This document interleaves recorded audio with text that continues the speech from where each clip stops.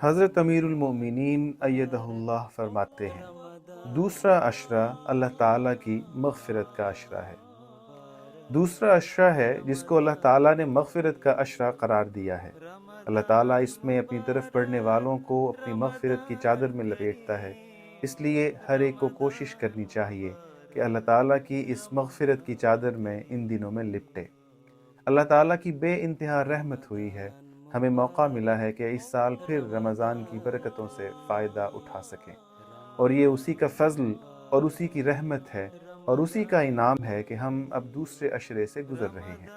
اس میں جتنی زیادہ سے زیادہ عبادت کر کے اس کے آگے جھک کر اس سے بخشش مانگتے ہوئے اس کے بتائے ہوئے راستوں پر چلنے کی کوشش کریں گے، اس کے بندوں کے حقوق ادا کرنے کی کوشش کریں گے، اتنی زیادہ اس کی مغفرت ہمیں اپنی لپیٹ میں لیتی چلی جائے گی، اتنے زیادہ اس کی رحمت کے دروازے ہم پر واہ ہوتے چلے جائیں گے، ہم پر کھلتے چلے جائیں گے۔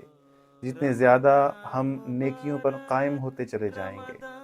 اتنا ہی زیادہ ہمیں نیکیوں پر قائم رکھنے کے لیے اللہ تعالیٰ ہماری مدد فرماتا چلا جائے گا،